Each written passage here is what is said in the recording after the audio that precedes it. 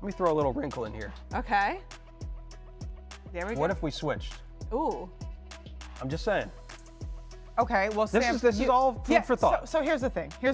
We're less than 2 months from tip-off, but the WNBA drama is in mid-season form. It's been an absolute banger of a week, with the media and players upsetting more fans than an Enrique Iglesias concert. First, we've got ESPN's list of top all-time women's college basketball players, which rustled the internet's collective jimmies. You'll never guess where the top all-time college scorer landed on the list. Spoiler alert, it's not first. Then, we have Natasha Cloud, who's on the move from the Connecticut Sun to a Fever rival and launching nukes at all the Caitlin Clark fans who think she was fouled too hard last year. And that was followed by an epic Uno reverse by living legend Cheryl Miller, who said what's on the mind of a lot of Caitlin Clark fans. And yeah, just when you thought the Angel Reese strike talk had died down, more things were said and more eyes were rolled. Let's get into everything that happened in the W this week. But first, like this video, if you can guess the word Natasha Cloud used to describe Caitlin Clark's fans. All right, let's kick this off with ESPN, who are apparently the worldwide leader in clickbait. So here's what happened. ESPN dropped a video titled, "Is Caitlin Clark the greatest of all time in women's college basketball?" Solid title, creates intrigue, but come on, it's hard to go against the player who obliterated NCAA scoring records, breaking Pete Maravich's all-time mark, and pulled in higher TV ratings than any women's college basketball player in history. And by using Caitlin's name in the title and putting her face front and center, you had to think she was on the list. But then the ESPN panel started going through their criteria. What does it take to become a college basketball legend? Well, first, you got to get buckets. I think that's pretty undisputed. Okay, fair enough. I think second, you got to be competitive, have that fire to drive your teammates, right? Yeah, it makes sense. Third, but certainly not least, you got to win. Yeah. And you got to win a lot, right? And there go the engagement farmers, trudging out into the manure and planting the seeds of doubt. As you may have expected, because it's ESPN, they went on to leave Caitlin Clark off their list of top 5 greatest women's college players of all time. Yeah, after rattling off all of her accomplishments. She's a 3-time NCAA scoring leader and assist leader, a true point guard for the people, 3-time All-American, 2-time Naismith Player of the Year, 2-time AP Player of the Year, all-time leading scorer. They justified her omission with this. How can you be a top 5 player if you have not won a title? Okay, I get it. Winning matters. And I'm not taking anything away from Breanna Stewart, Candace Parker, Diana Taurasi, Maya Moore, or Cheryl Miller, but come on now. 3 of those players were on deep UConn teams that everyone expected to win. Meanwhile, Caitlin set records and made 2 finals appearances with an underdog team full of 3-star recruits. And on her way to the finals, Caitlin was a giant slayer with epic performances against super teams like the Gamecocks. Now, these analysts aren't dumb. So you can't help but think this is a classic case of rage bait, where the goalposts were moved to get Caitlin off the list and stir up the most debate. I mean, they put Caitlin's face out there, enticed her massive fan base to watch, then bam, Snub City. Result, outrage, comments, and I'm guessing a lot of dislikes. Even if Caitlin was at number 2 on their list, they would have got a healthy debate while appearing reasonable. But to leave her off the list entirely, that seems like a pure engagement play. And yeah, social media went nuclear. This is embarrassing. Why use her for clicks if you're not even going to put her in the top 5?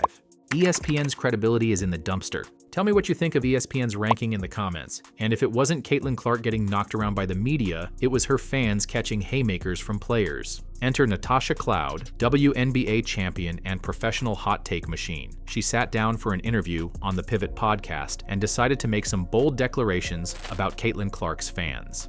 Here's the setup. During the WNBA season, Caitlin Clark took some hard fouls. We're talking clothesline meets WWE finishing move type fouls. Fans reacted because when the league's biggest draw is taking 17% of the flagrant fouls, people are going to have something to say. Natasha Cloud's response to all the outrage? Well, take a guess.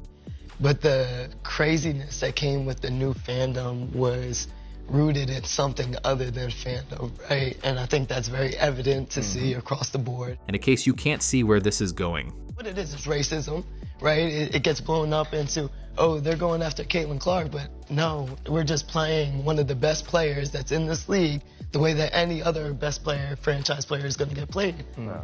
Boom, there it is. According to Natasha, complaining about Caitlin Clark getting fouled could mean that you're the R word. Now, while Natasha does make a point that, of course, they're going to play the league's best players hard, and I don't think anyone would think that in itself is unfair, the melanin narrative tends to be used against Caitlyn's fans often. No, they can't be fans of Caitlyn because she set the college scoring record with clutch performances and an electrifying style of play, then came into the WNBA and set countless records while dragging a bottom-feeding team to the playoffs as a rookie. Is that about color, or is it about being drawn to an exciting player who makes the WNBA worth watching? So yeah, it's a narrative that won't die. And the complaints will keep coming as these players ink a new CBA with higher pay and better benefits on the back of Caitlyn's appeal. More on that in a minute. Now, the backlash to her comments was brutal. Fans called it lazy, divisive, and a cop-out. And can you blame them? It's exhausting. Every time Caitlyn succeeds, she gets slapped with accusations of privilege. And every time fans defend her, they get branded with a giant R. At some point, maybe the league and its players should stop fighting the fans and start appreciating the fact that people care. Because Caitlyn Clark isn't the problem. She's the reason anyone's watching. Back to Natasha. On the heels of her interview, she was shipped off to the New York Liberty. Whether you agree with her stance on Caitlyn or anything for that matter, she's a solid veteran who can still put points on the board, adding more firepower to an already loaded Liberty team fresh off their first championship. With the fever now stacked more than my IHOP pancakes, we're likely going to see some high-stakes battles between Caitlyn and Natasha. And it'll be interesting to see how the fans react when Natasha's in the building. What will they be called if they boo her? Anyway, just when it felt like everyone was piling on Caitlyn Clark like it was a free-for-all, a legend stepped up and said, "Enough." Cheryl Miller, a 4-time All-American, 3-time Naismith Award winner, Olympic gold medalist, and Hall of Famer, didn't just defend Caitlyn Clark, she came out guns blazing, took the race card, and Uno reversed it. In an interview that broke the souls of WNBA analysts everywhere, Cheryl said what many have been thinking, but few of prominence have dared to say. I know what it's like to be a black woman and hated because of my skin. color. Yeah. I can't imagine this young lady, I don't want to use hate, but despised. But to watch the dynamics and the media, they had their narrative. And I was pleased and proud to see the narrative wasn't the truth. Right. That's certified basketball royalty, speaking from the heart and from experience, telling the world that Caitlyn is being mistreated in a similar way, and that the narratives against her are untrue. But wait, it gets better. She's cocky for a good reason. Confident. And I love that about her. But to watch the dynamics and the media, they had their narrative. Cheryl nailed it. Yes, there was hype, but Caitlyn delivered. I mean, imagine if she had put up Angel Reese numbers. She would have been called a bust, and the hype would have diminished. Instead, we got a Rookie of the Year who was 4th in MVP voting. And now, the best for last. So, with that being said, you big dummies, you getting paid now. Right. Everybody now has an opportunity to pull up their chair and have a seat. This is a warning shot. Hating on Caitlyn Clark for saving the league is the equivalent of writing a negative Yelp review for the plumber who saved your house from flooding. You're on the cusp of a big payday because of Caitlyn. She single-handedly saved the WNBA and created prosperous futures for the current players, future pros like Juju Watkins and Paige Beckers, and everyone else who'll follow. Caitlyn Clark is doing more for the WNBA and women's basketball as a whole than anyone has in decades. 340,000 home fans in 2024, a record. 1.2 million viewers per game, $36 million in local economic impact, #1 jersey sales in the league. And she was responsible for 26.5% of the league's total revenue. So, yeah, appreciate the once-in-a-generation talent for what she is. Celebrate the fact that Caitlyn Clark is putting more money in everyone's pockets, whether they love her or hate her. Drop an X in the comments if you don't think the haters will let the narrative go in 2025. Now, speaking of money in pockets, let's talk about the real storm brewing in the WNBA. Not ESPN snubs, not Natasha Cloud mic drops. I'm talking strike threats that could detonate the entire league's momentum. Here's the situation. The WNBA's collective bargaining agreement is expiring soon, and players want more money, more benefits, more everything. Yes, the league has never turned a profit, but it is on the cusp of higher revenues because of Caitlyn's attention and the new media rights deal, so I don't think anyone's really debating whether or not the players will get a raise. But how they're going about it in the media is raising eyebrows and drawing a crazy amount of bad attention to the league. First, Angel Reese jumps on her podcast talking like she's ready to launch a full-scale labor war. Her message? Because I'm hearing like, yeah, they don't give us, if y'all don't give us what we want, like, we sit out. That's a possibility, for real. Yep, no sugarcoating, just straight up threats. The backlash was intense. Fans raced to social media to call out the league's financial struggles, reliance on the NBA, and rag on the on-court product, particularly Angel Reese's penchant for shooting close-range bricks. The overall consensus, the only person who deserves a raise is Caitlin Clark. Speaking of Caitlin, the league's walking cash printer, she tried to play peacemaker, offering measured comments about how the WNBA isn't the NBA, while promoting a positive outlook for the league's growth.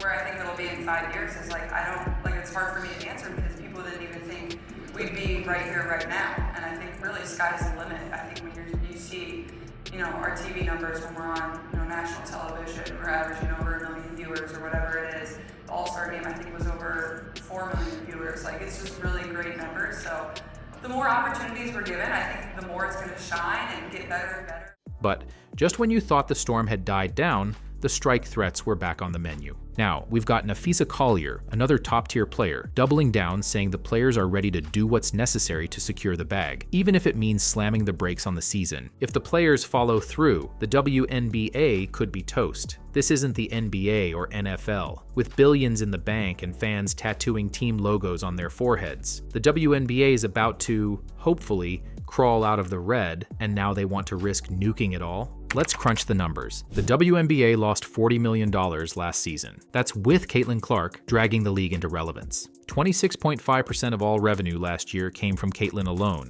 and they're finally getting a $2.2 billion media deal in 2026 that will at the very least triple revenue. This strike threat is like cooking a turkey to perfection, then tossing it in the freezer before Thanksgiving dinner. You're finally winning, and now you want to cool things off? Look at history. MLB's 1994 strike? Disaster. Lost fans for years. NHL's 2004 lockout? Canceled an entire season, took years to recover. And those leagues had diehard fans and big cash reserves. The WNBA doesn't even have 30 years of existence. And here's the kicker. This isn't about Caitlin versus the players. Caitlin Clark is the reason they're even in a position to ask for more. Her arrival spiked attendance, sold jerseys, boosted TV ratings 170%, and made Fever Games national events. That $200 million per year media deal, that's the Caitlin effect. Yet some players want to play chicken with their own careers and risk alienating fans who are just now showing up, because fans are not guaranteed to wait around when they just started paying attention. Casuals bounce, momentum dies, and it'll be back to empty seats. Bottom line, with Caitlin Clark reviving the league, they're going to get more. But a strike when the game is entering mainstream consciousness? That's career malpractice. Don't pull a Kanye West at the VMAs moment and hijack the best thing to happen to the WNBA in decades. Because if they do, they're not just striking, they're striking out. Here's the bottom line. The WNBA is finally winning. The money's coming, the fans are watching, and Caitlin Clark is driving the bus. You can either ride the wave and cash in, or light it all on fire, because you can't stand who's in the spotlight or overestimate your impact on the league's success. Don't chase away the goose that's laying golden checks. But if we learned anything from this week's drama, some players and media seem content, stirring the pot and potentially alienating the fans they can't really afford to lose. Drop a basketball in the comments if you're still here, and subscribe for more.